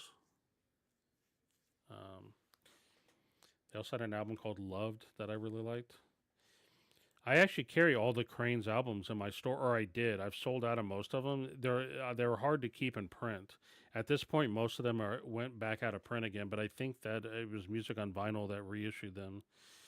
Um, I have a few still in stock, um, but I've tried to restock them, but they went out of print. But yeah, Forever is my favorite. Obviously, that's a lot of people's favorite, probably. Forever and Love. Those are like the peak Cranes, in my opinion. Um, I probably didn't. I don't really remember their later stuff. I probably did not. I don't think I listened to it a lot. But yeah, Forever and Loved. Uh, but yeah, I do love Cranes. Um, quickly, so Jason Rojas, friend of the VC, he and I went to Piranha the other day. I was helping him move, and then we went over to this local store, and I picked up some stuff. But before I show you that stuff, so along with throwing muses, you know, I'm a massive Skinny Puppy fan, and I did that stream. What was it, a couple weeks ago or whatever? I was playing a bunch of Skinny Puppy songs, and there's some stuff that I wanted to play that I didn't have, that I used to have that I no longer have, and I realized I no longer either I can't find it or I don't have the Inquisition 12-inch anymore. So I went and bought this, the Inquisition CD. The 12-inch goes for too much right now. I'm gonna get it again, but I wanted it quick and not cost so much of money. So I got the Inquisition CD single that has a 12-inch remix that I wanted. So I got this the other day. And then I also bought this. I haven't taken that out of the little wrapper, but I got Brap. This is Brap 3 and 4. This is probably the best Brap that they did. And I bought it from this guy that does this cool thing where he puts his sticker on it and kind of like talks about it. I mean, it's super obvious. He put on here for fans of Ogre, Frontline Assembly, and Kevin Key. Like, yeah, no shit, it's Skinny Puppy. Like, but this is the best Brap they ever did. It's a 2-disc. It's that big digipack. I used to have this back in the day, and I no longer had it. So the same guy that I bought the Inquisition 12-inch or the CD single from had Brap 3 and 4. So I was like, yeah, I'm gonna buy it again. I think the majority of the other Brap albums on the Brap CDs up there as well. But I didn't have this one anymore. So, and this is the one I use. I listened to this shit all the fucking time back in the day. So I got it so I could listen to it again. So I bought those, right? And so anyway, Jason and I went to Prana the other day, and we're looking through the vinyl. And I'm kind of like, I'm looking around for some things that I want or whatever. And of course, Jason, as he mentioned in the chat earlier, he bought a bunch of Madonna 45s. But these were two that he didn't want for whatever reason, so I snatched them up. And the reason I did it is because they had the picture sleeve still. So this is La Isla Bonita, which I love this song, and I wanted it because it still had the picture sleeve in really good condition. Here's the back of it.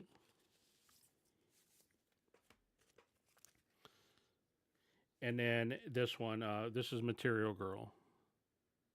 Again, with the, because, yeah, just because it still had the picture sleeve. So I bought these two 45s because I was watching them. And then I started going through the CDs and I found some fucking badass CDs, man.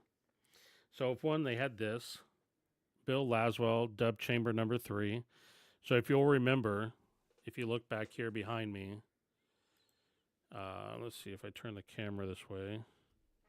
Right here, this is Dub Chamber number 4 that I got on vinyl, and I played this on the stream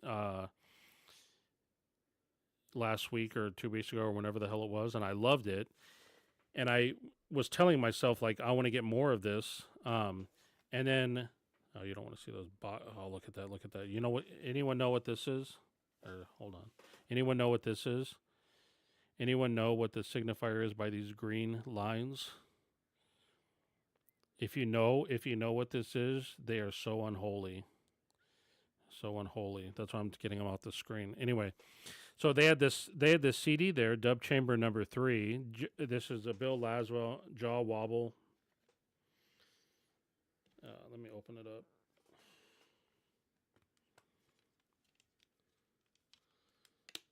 They had the lineup on here. Take the thing out here. Yeah, you'll see right here. This is the lineup.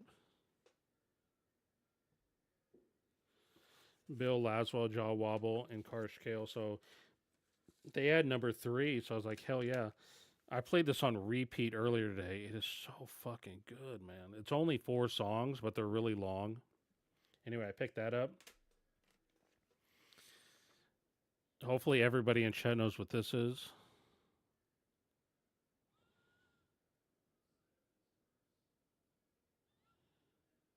I'm going to wait until I get some kind of acknowledgement in chat of the greatness of this album. So this right here is Karma from Delirium. This is the reissue that has a different track 10 on it. I need to find an original press of this. The vinyl goes for too much. If I ever do see the vinyl again, I will buy it. I've never actually seen the vinyl, but it's going for like over $300 or $400 or something stupid on Discogs right now. But this is the reissue CD with the different track 10. It's missing the song Quran. I would like to get that version again. But I got the. Guess how much I paid for this? 50 cents. I paid 50 fucking cents, man.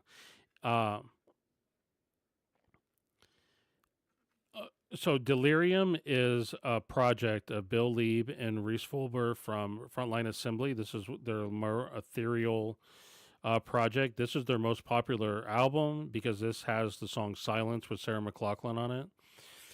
The whole album is great, though. It's very, like, if you like Enigma or if you just want something relaxing and ethereal with, like, female singers, Christy Thirsk is on this.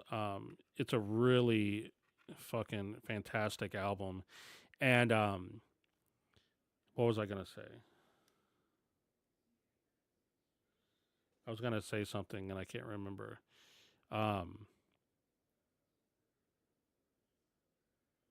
But yeah, anyway, this album was great.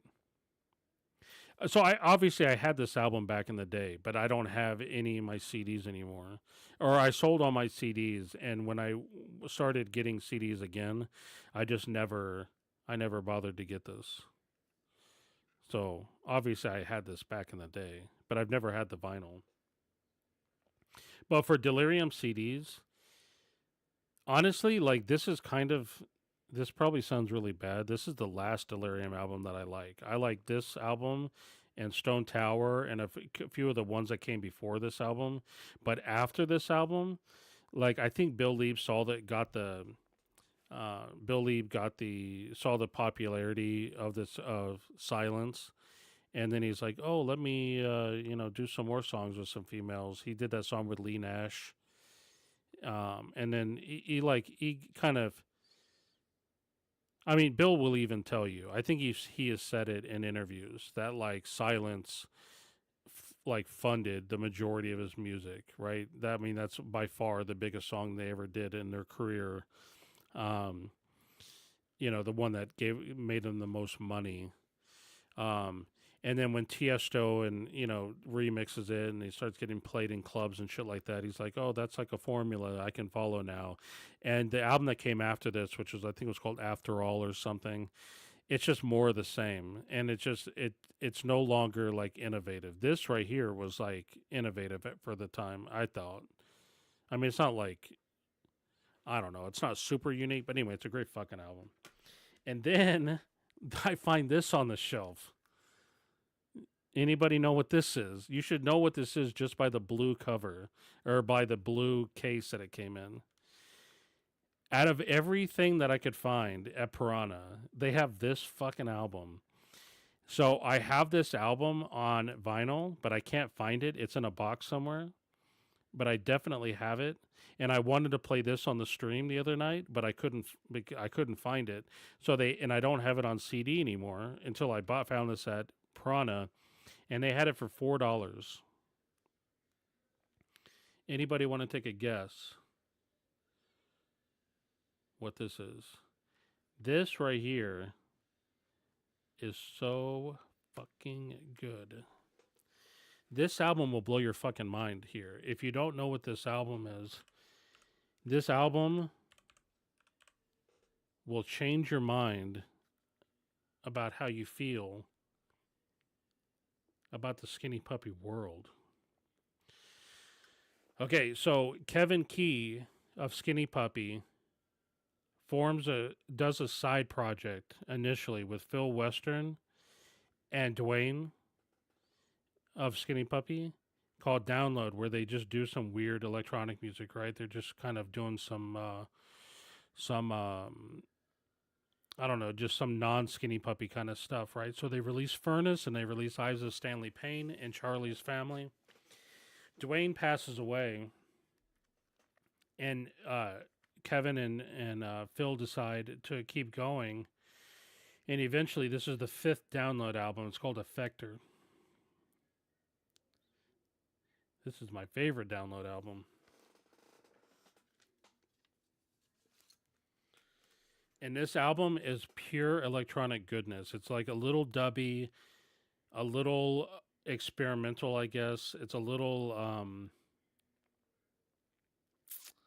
I don't know, ethereal. I don't really know how to describe it. It's like weird electronic music, but when you look inside, we got Phil Western, aka Filth. We got Kevin Key, and then they had some help from a guy. I think forget his name. Someone named William Von Rosie or William Von. I don't know. I gotta get my glasses out. I don't know who that other guy is, but as far as I'm concerned, Download is Phil and Kevin. And this album, if I could recommend one album that you all listen to, it's this one. Find it. You can see the title right there.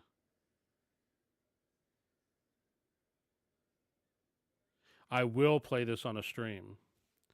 I promise you, I'll play the song. I was gonna play the song I forget how to pronounce it. I think it's pronounced Chrysanthemum. Chrysanthemum. Chrysanthemum. I was gonna play that on the stream the other day, but honestly, from start to finish, this album is perfect. Anyway, I highly recommend. Anyway, they had that at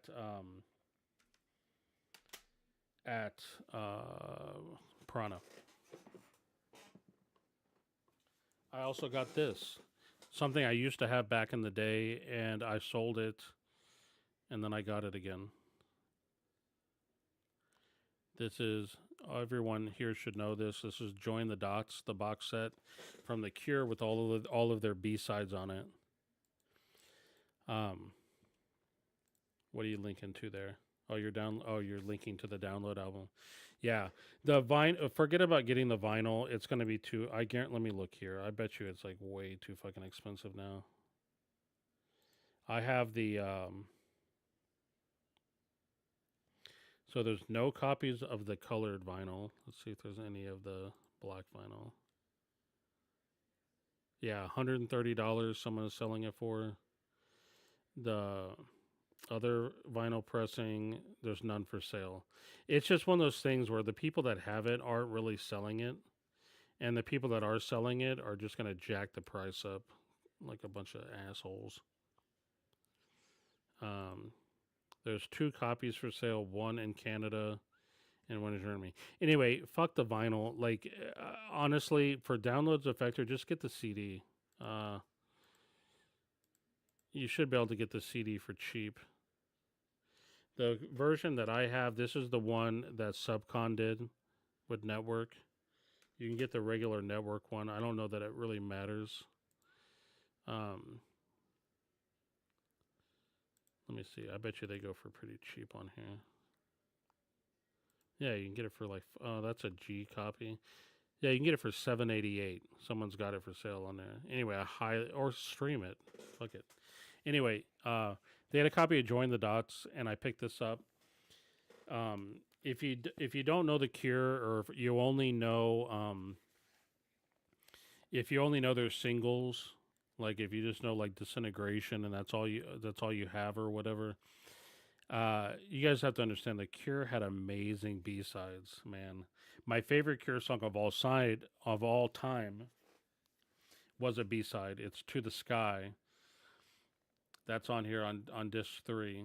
That was actually sorry, To the Sky wasn't actually a B-side. It was a compilation track off this thing called Stranger Than Fiction.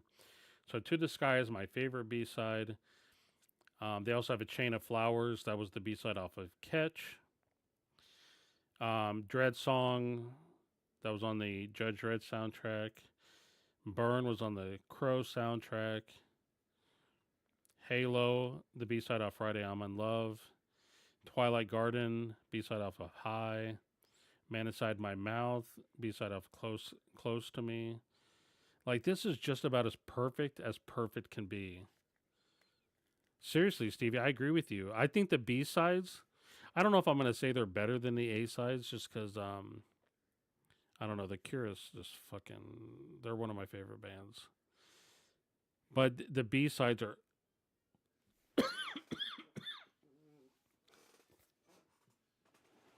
The B sides are essential. Let me drink some water real quick.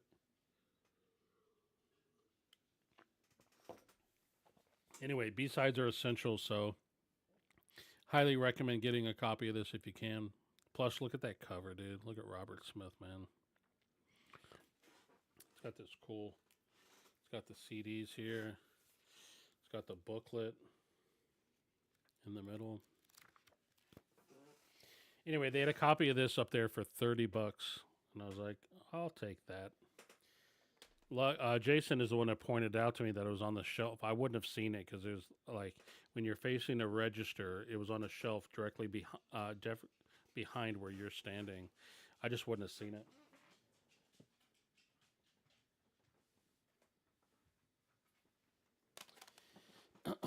The other cool thing about Piranha,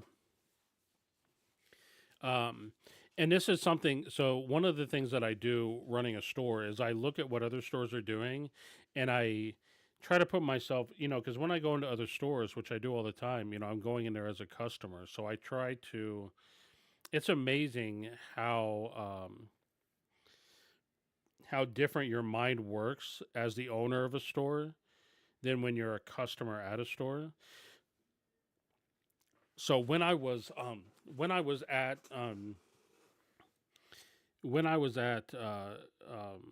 Piranha, what they do with their CDs is they do have some CDs there that are priced accordingly, right? But the majority of their CDs they price them $4 for a single CD or $8 for a double CD. And they don't really care about what the title is. They're all just $4 or $8. And when you price like that, it got me to buy, like, I bought these two huge stacks I bought this stack and then another stack like this of CDs just because they were so cheap. Um, and it made me think, like, in my store, most of my CDs are like $5, but I have some that are $10. But I started thinking, like, maybe I should just lower the price a little bit so that way people will buy more CDs, you know? And then if I have like a rare CD or whatever, price it higher. Like some of these CDs were more. This was 50 cents. They also had a whole rack of CDs that were 50 cents. And there's no rhyme or reason. I think they just take old stock that hasn't sold at $4 and they just move it to the 50-cent rack. I got this for 50 cents, which is insane. So I bought this CD right here, Concrete Blonde, Mexican Moon. I bought this. This is Tracy Thorn from Everything But the Girl. This is her solo album called Out of the Woods. If you're, I don't know if you're a fan of Everything But the Girl, but I am, and I also love Tracy Thorn. And this particular solo album of hers is really good. It has my favorite solo song that she ever did, which is called "By Piccadilly Station." I sat down and wept. It's just a really good album from Tracy Thorn, so I bought that. They had this album, The Dragon Experience by Kevin Key. I might already have a copy of this, and if I do, I'll probably sell this, but I wasn't sure if I had a copy of it, so I bought it. This Kevin Key solo album. They had a couple of consolidated albums, but they had this one in particular that I bought called Friendly Fascism. I didn't have this album. I forget what the other album was that they had from Consolidated, but I already had it, so I didn't buy it. But I bought this. This on Mute. Oh no, this on Network and IRS. The back of it. So Friendly Fascism. Had to buy it. They also had this, but bam, I have it on vinyl, but I didn't have the CD. And when I saw the CD, I was like, oh, I'll take that, just in case I want to listen to it in my car. This is The Divine Comedy by Mia Jovovich. Now this, you'll probably laugh, and if you do, I don't care. You know what I mean?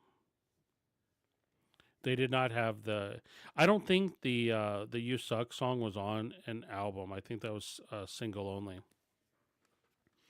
So this is one of my favorite albums from the '90s, and I think it came out in the '90s. If it didn't, whatever, I don't care. This is "Vagabond Heart" by Rod Stewart.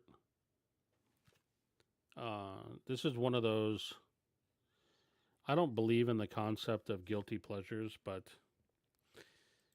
this would be like what a lot of people would consider to be guilty pleasures. But I love this album. This has "Rhythm of My Heart," obviously a big single. "Broken Arrow," which I always loved. "It Takes Two," duet with Tina Turner. It also has the Motown song, which I played on stream the other day. "Have I Told You Lately?" I just love this album. I don't care. They also had this Sunny Psyop from Ogre. I want to say this is the second Ogre. I forget which order this came in. Yeah, this is the second solo album from Ogre. I did not, I believe it or not, I did not own this. I'm not even sure if I ever owned this. I probably did back in the day, but I don't remember. Ogre is the singer from Skinny Puppy. This is his solo album. It's not a solo album. He started another group called Ogre, so he actually had members of the band, but he wrote all the songs. And this is called Sunny Psyop. They also had these for 50 cents. Now these are the U.S. releases, not the German releases, but I more or less liberated these from Piranha, and I'll sell these in Static ATX. This is Sequencer. Sounds like my wife might be home. This is Sequencer and the Theremin EP. These came out. This is the full length album that also comes with the Stalker EP, and this is the Theremin EP, which is one of the songs on Sequencer. Um, or no, sorry, Theremin came out with Dreams of a Cryotank. Anyway, it doesn't really matter. They had both of these for 50 cents. This is great, like industrial future pop. So I had to buy that. They had this Rod Stewart album, Downtown Train. So I bought that. Boys for Pele, Ventori, and this album right here. Most of you guys probably don't know who this is.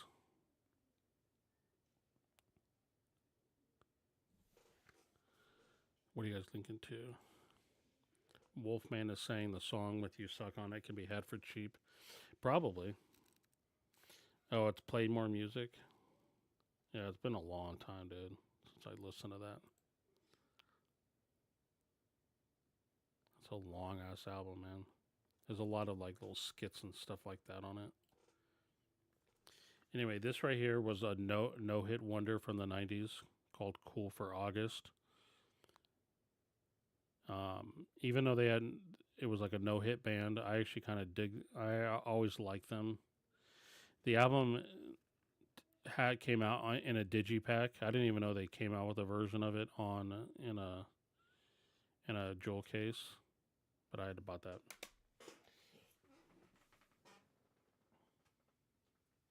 And then the piece de resistance.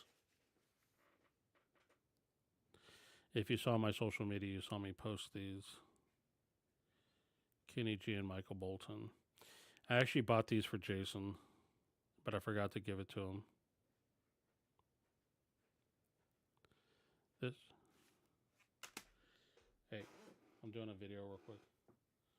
I'll come out there in a second. Yeah, my wife just got home. So these right here.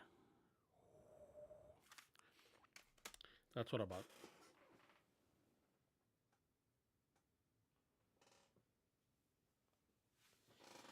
And that's it. And we've pretty much run everybody out of town. We now have 4 people in chat. So that's me, Wolfman, Stevie, and Vinyl Kicks. That's it. That's all that's left. Everyone else left. And then we got Vinyl Dreamscape, Stevie, Wolfman, and me. That's it.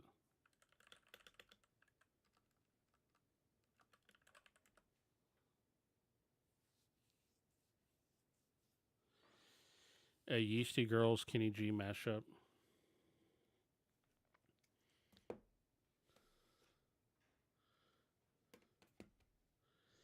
Yeah, so anyway, so now on the top of my list, I have the Last Rites. I have the reissue, but I want the original press of Last Rites on vinyl. I have Limbo that I need to get on vinyl.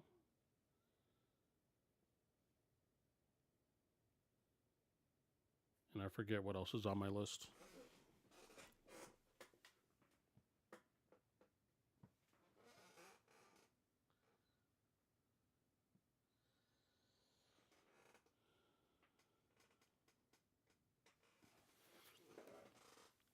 Anyway, anybody have anything else in chat? Otherwise, I'm going to end this. I'm going to put it out of its misery. How long have we been doing this shit? 2 hours of me just talking about throwing muses.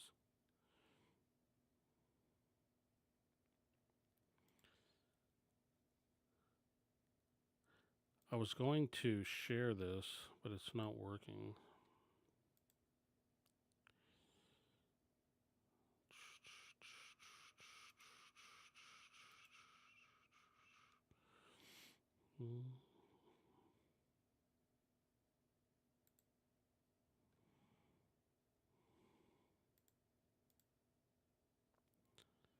Oh, you know why? I gotta go like this. There we go. So this right here, oh yeah, it's almost midnight. This is me meeting Kristen Hirsch. This happened in March 17th of 2022. This is Kristen Hirsch right here. And I think this is her husband right here. Or you can't see my mouse. This guy over here on the right, peeking over my shoulder, I think that's her husband. And this was her up on stage singing Your Ghost.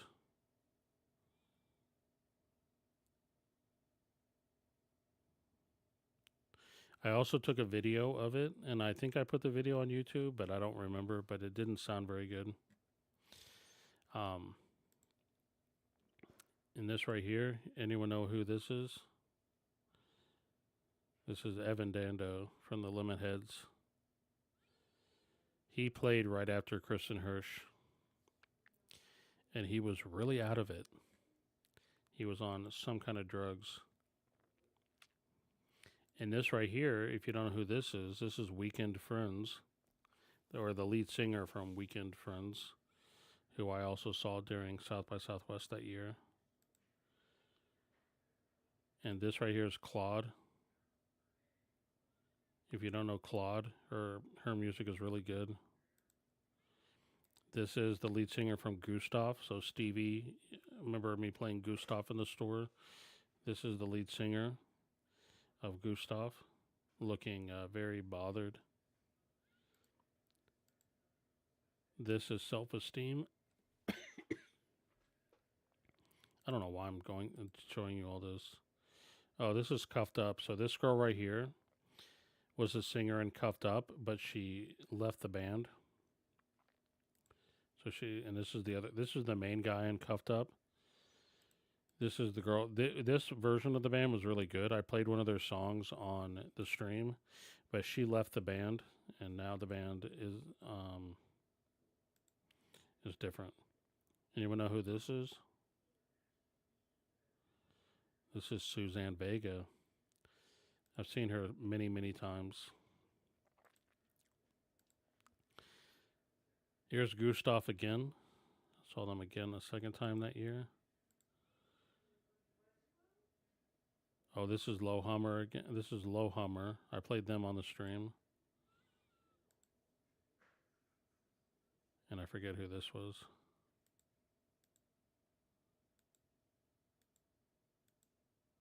A lot of pictures, but I don't know.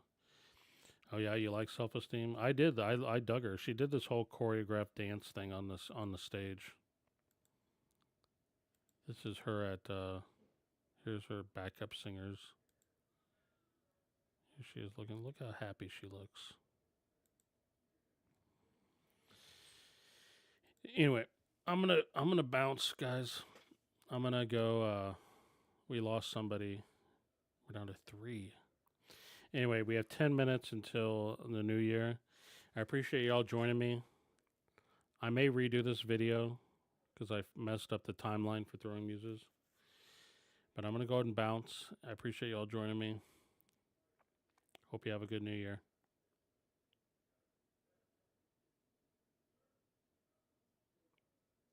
Share a link to your playlist, man.